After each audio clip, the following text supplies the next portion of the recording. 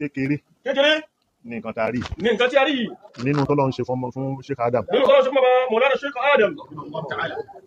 Bàbá ní pé ní tọ́lọ́run ṣe fún ẹ kókó bẹ̀ ní pé iṣẹ́ tán wá ṣe ó yọrí. Ó kéré nínú ilé kéwú. Ó kéré púpọ̀ jọjọ nínú ilé kéwú. Táàrí irú báyìí. Fi dé ládé. Ó já sí pé a bá ní ibi tá a bá lọ la bá júwe ara wa pé onílárúbáwá ni wá. Tí lárúbáwá yẹn sì ṣe wátawátawátá. Òun ni àfáà Kádírì ó lé márùn. Òun ni àfáà wa Aṣọ́kàtò Kádírì ó lé márùn. Ẹ mú ilé kéwú mi wá. Ẹ mú ilé kéwú omi wá. Ní gbogbo Nàìjíríà yìí. Mi ì sọ àyàfi. Bàbá ọ̀láyà fi. Tó yá sí pé irú nǹkan tá a rí. A lè rí. Ní súrà tá a fi rí yìí. Ní nǹkan tọ́lọ́run jogún fún Markaz. Ní tí Ọlọ́run jogún fún wa ní Markaz. Kò sí. Wọ́n lè sọ lárúbáwá o.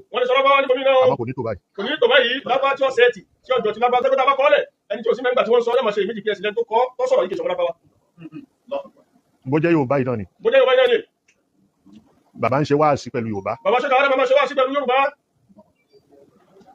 Wáàsí yẹn. Àwọn Yorùbá yẹn. Ẹ rí i pé kò ní tàsé. Yorùbá ṣe ká Adam Yorùbá tí ò ní tàsé ni. Ìkan ò ní máa gbé kan pọ̀. Yorùbá tí ó tò ní tí ó ṣe déédéé ìjòkó ní tí wọ́n bá fẹ́ lò nínú èdè Yorùbá ni bàbá ọ̀fẹ́ mú síbi tó yẹ kí wọ́n lò sí. Kò rí bẹ́ẹ̀ lọ́dọ̀ ẹlòmíì. Àfáà mi mọ̀ kí wo. Àfáà mi náà máa jó lóòótọ́. Àmọ́ ẹni kò sọ Yorùbá yìí. Nǹkan kanú tíra wá sọ́fà àtàdé kátìrà níjàmọ́ wá kékeré yẹ fún wa ká gbọ́ lẹ́nu rẹ̀ bọ́lá ti wí pẹ̀lú èdè Yorùbá ká gbọ́ yìí wí fún wa ká sì mọ ọmọ tọ́lọ̀ àtàlẹ́bì rẹ̀ sọ. Lóòní ó sọ Yorùbá tààrà. Yorùbá gẹ́rẹ́ tí gbogbo òlú wọn ò dájọ́ síwájú rẹ̀ ó sì mọ sọ Yorùbá tí kálukú ọmọ gbọ́ ilẹ̀ kan náà ó ní wí tí ò ṣe kó wá ní Yorùbá nìkan lórí. Kò sí ní máa níyà ni. Kò sí ní síyà ni pé kíkílẹ̀ pé lọ́dọ̀ yín rárá Yorùbá tí ó tò tí ó ṣe déédéé tí ọ̀rọ̀ táà sóòsì fi kọ̀nẹ́tì ni. Ṣé kàdé mi lọ́ọ́ ṣe bẹ́ẹ̀ fún? Alhamdulillah.